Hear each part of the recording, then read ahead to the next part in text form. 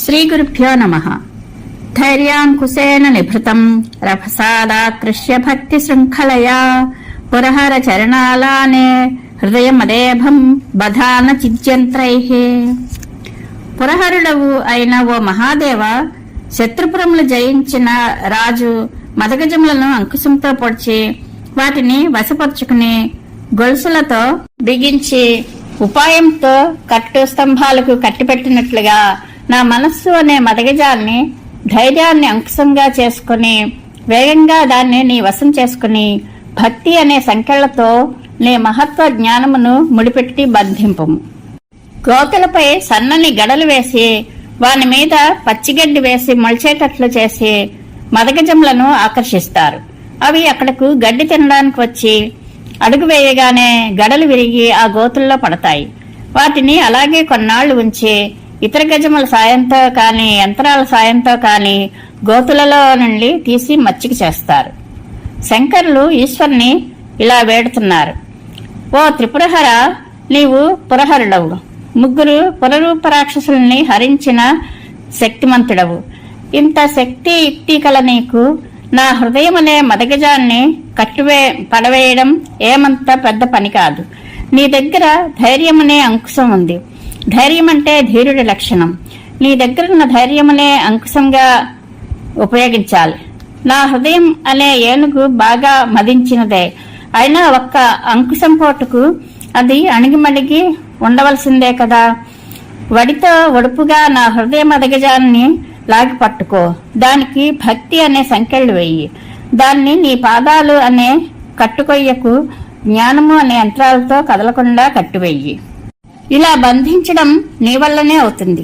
ఈ పని మరొకరి వల్ల అయ్యేది కాదు. ఎందుకంటే నీ వద్ద శక్తి, యుక్తి, సాధన, సంపత్తి అనేవి ఉన్నాయి.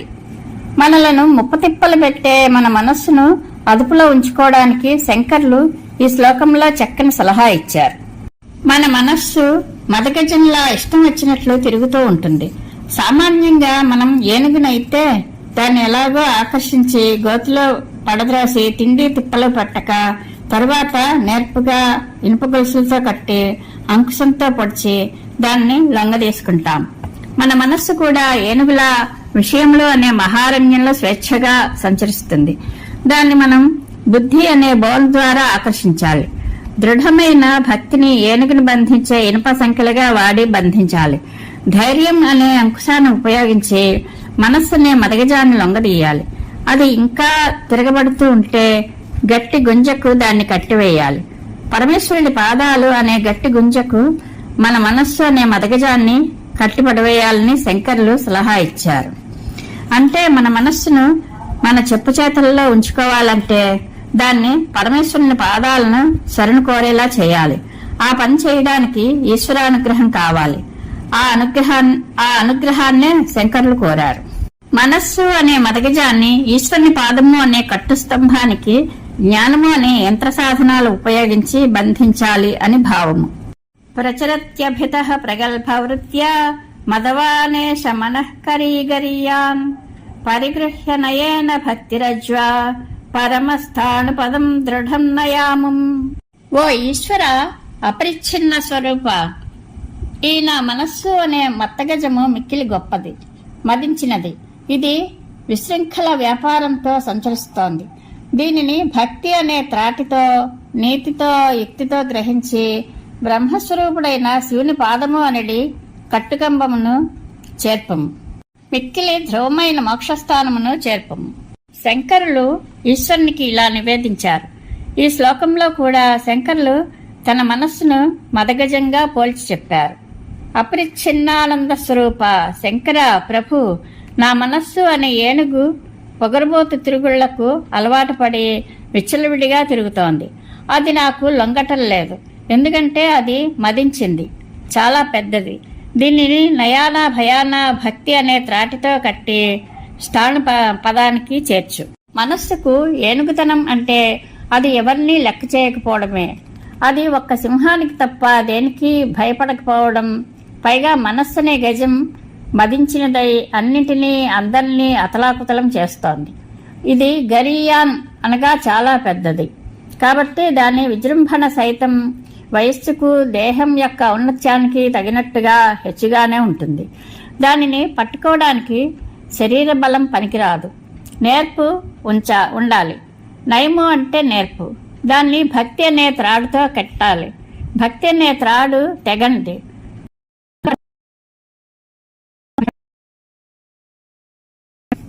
ఓ ఈశ్వర, ఈ నా మనస్సు అనే గజాన్ని బ్రహ్మపదాన్ని చేర్చుము అని ప్రార్థన.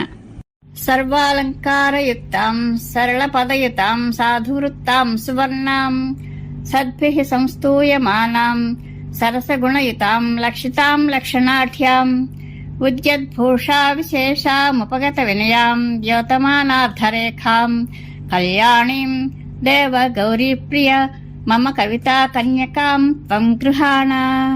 గౌరీదేవి యందు ప్రేమగల దేవా, ఈ నా కవితా కన్యకా లక్ష్యములు కలిగి కళ్యాణానికి తగి ఉన్నది.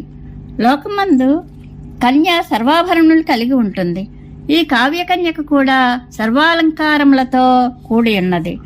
కన్యక సరళ పదములతో మందగమనముతో ఒప్పుతున్నది. నా కావ్య కన్య మృదువయి సుబోధకములకు పదములతో సొంపు నింపుతోంది. కన్యక సాధువృత్త సత్కర్మలయందు ప్రవర్తించేది అవుతోంది. ఈ కావ్య కన్య కూడా లక్షణ విరుద్ధం కాని వృత్తములు కలిగి ఉంది. ఇది సువర్ణ అనగా కన్యకు స్వరూపము ఉంది. కావ్య కన్యక పరుషములు కాని అక్షరాలు కలిగి ఉంది. శరీర లక్షణము తెలిసిన వారు ఆ కన్యను మెచ్చుకుంటారు. కావ్య లక్షణవేత్తలు ఈ కవితా కన్యకను పొగుడుతున్నారు. కన్యకు సరసగుణములు ఉంటాయి. కావ్య కన్యకకు శృంగారాది రసములను మాధుర్యాది గుణములు ఉంటాయి. కన్య వరులచే ఎన్నిక కాబడింది. ఈ కవితా కన్య ఒక్కొక్క అంశమును గూర్చిన ఎన్నిక కలదిగా ఉంది. సర్వలక్షణ సంపత్తి ఇద్దరికీ ఉంది. కన్య వినయము గలది. కవితయు కవి వినయాన్ని తెలుపగలదిగా ఉంది. కన్యకు సుశీలత్వము ఆభరణ విశేషంగా ప్రకాశిస్తుంది. కన్యయందు అర్ధరేఖలు అనగా భాగ్యరేఖలు స్ఫురిస్తూ ఉంటాయి. కవితయందు పదార్థ పరంపర స్ఫురిస్తుంది.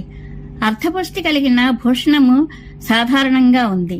ఇటువంటి నా కవితా కన్యను నీకు ఇస్తాను, స్వీకరించు. శంకర భగవత్పాదులు తన ఈ కృతిని అనగా శివానందలహరి స్తోత్రాన్ని పరమేశ్వరునికి అర్పిస్తున్నారు. ఈశ్వర, నా యొక్క కవిత అనే కన్యను నీకు ఇస్తాను. ఈ కావ్య కన్య అన్ని ఉత్తమ లక్షణములు కలిగి ఉంది. ఈమెను ప్రేమతో పరిగ్రహించు. నీకు సంతోషము మంచి ఖ్యాతియు ఈమె ద్వారా సిద్ధిస్తాయి. నేను ధన్యుణ్ణి అవుతాను. మన ఉభయుల ఆశయాలు నెరవేరగలవు అని శంకరులు ఈశ్వరునితో అన్నారు. శివానందలహరి కావ్యంలో ఇది 98వ శ్లోకం అనగా దాదాపు చివరి శ్లోకం. ఈ శివానందలహరి కావ్యాన్ని శంకరులు పరమేశ్వరుడైన సదాశివుడికి అర్పిస్తున్నారు. సాధారణంగా కవులు తమ కావ్యాలను ఎవరికో ఒకరికి అంకితం ఇస్తారు. భక్త కవులు తమ కావ్యాన్ని దైవాంకితం చేస్తారు. కావ్యరచన చేసిన కవిని కృతిభర్త అని, కావ్యాన్ని అంకితం తీసుకున్న వారిని కృతికర్త అని అంటారు. శివానందలహరి కృతికర్త శంకర భగవత్పాదులు కాగా కృతిభర్త ఈశ్వరుడు అన్నమాట. ఈయన గౌరీశ్వరుడు. ఇప్పటికే గౌరీ ఆయన భార్య. శంకర్లు తన శివానందలహరి అనే కావ్యకన్యను ఈశ్వరునికి కన్యాదానం చేస్తానంటున్నారు. తన కవితా కన్యకను కూడా ప్రియురాలుగా అంగీకరించమని గౌరీశ్వరుని కోరుతున్నారు. తన కవితా కన్యకు గల లక్షణాలను గూర్చి ఇక్కడ చెప్పారు. ఈ లక్షణాలు కన్యాపరంగాను కవితాపరంగాను సరిపోయేలా విశేషణాలతో శంకర్లు వర్ణించారు. తన శివానందలహరి అనే కావ్యకన్యను గ్రహించి పెండ్లాడమని శంకర్లు శివుణ్ణి కోరారు. ఇదం తే యుక్తం వా పరమశివ కారుణ్య జలధే గతౌ తిర్యగ్రూపం తవ పద శిరోదర్శనధియా హరి బ్రహ్మాణౌ తౌ భువి దివి చరంతౌ శ్రమయుతౌ కథం శంభో స్వామిన్ కథయ మమ వేద్యోసి పురతః. హరిబ్రహ్మాదులకు కూడా గోచరం కాని పరమశివుడు తన ఎదుట ప్రత్యక్షమైనందున శంకరులు ఆశ్చర్యం వెలిబుచ్చుతూ శివుణ్ణి కరుణాసముద్రుడని ప్రశంసిస్తున్నారు. పరమేశ్వర, శివ, స్వామి, నీ పాదమును శిరస్సును చూడాలనే తలంపుతో పశు పక్షి రూపములు ధరించి వరాహ రూపములు ధరించియు హంసనెక్కియు మహనీయులైన ఆ విష్ణువును బ్రహ్మయు చాలా శ్రమపడి ఉండిరి. అటువంటి నీవు నా ఎదుట ఎలా సాక్షాత్కరించి వేద్యుడవైతివో తెలుపుము. అవును, దయాసముద్రుడవైన నీకు ఇది తగియే ఉన్నది సుమా. శంకరులు ఈ శ్లోకంలో శివుణ్ణి పరమశివ, కారుణ్య జలధి అని 2 విశేషణాలతో సంబోధించారు.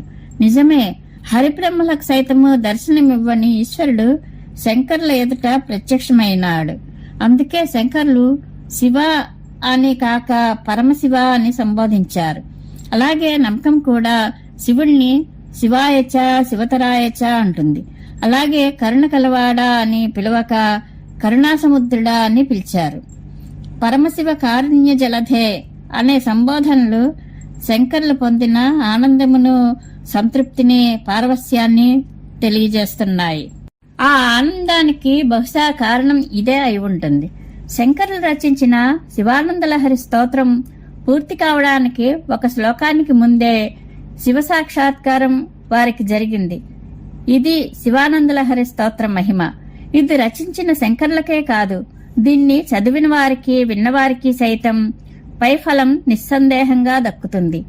లలితా సహస్రంలో అమ్మవారికి సత్యప్రసాదిని అనే 383వ నామం ఉంది. అంటే వెంటనే ఆమె అనుగ్రహం చూపిస్తుందని అర్థం. అలాగే ఈశ్వరుడు సహితం సత్యఫలాన్ని ఇస్తాడన్నమాట. ఈశ్వరుని పాదాలను చూడడానికి విష్ణుమూర్తి వరాహరూపం ధరించి పాతాళం దాకా భూమిని త్రవ్వుకుంటూ వెళ్లాడు. అయినా ఫలితం దొరకలేదు. అలాగే బ్రహ్మ సైతము హంసరూపాన్ని ధరించి ఈశ్వరుని శిరస్సును చూడ్డానికి ఆకాశం అంతా గాలించాడు. ఫలితం దక్కక తిరిగి వచ్చాడు. ఈ విధంగా హరిబ్రహ్మలు పశుపక్షి రూపాలు ధరించి భూలోకము, ఆకాశం అంతా తిరిగినా శ్రమే తప్ప ఈశ్వర దర్శనం అనే ఫలితం వారికి దక్కలేదు. కానీ నేలపైనే ఉండి ఈశ్వర పదధ్యానం చేస్తున్న తన కన్నుల ఎదుట శివుడు ఎలా సాక్షాత్కరించాడో శంకరులకు అర్థం కాలేదు. ఇదంతా తన యోగ్యత అని ఆయన అనుకోలేదు. ఇది శివుడు ఆయనపై చూపిన కారుణ్యము, వాత్సల్యము. శివుడు దాసునిపై దయతలచి దర్శనం ఇయ్యాలని అనుకున్నాడు. దర్శనమిచ్చాడు. నిజమే, ఈశ్వరుని దయ అటువంటిదే.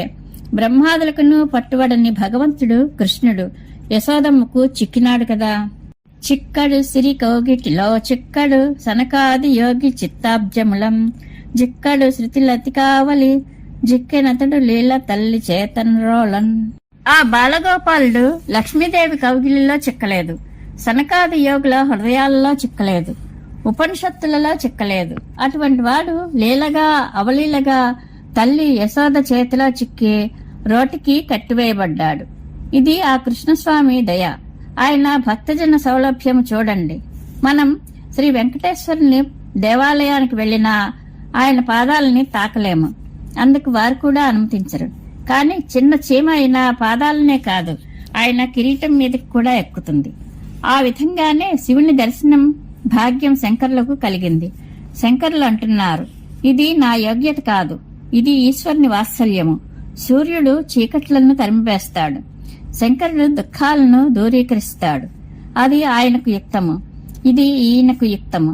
అందుకే శంకరులు తనలో ఇలా అనుకుంటున్నారు, ఓ శివ, నీవు కరుణ కలవాడవు అని పొరపాటు పడ్డాను. కాదు, నీవు కరుణాసముద్రుడవు.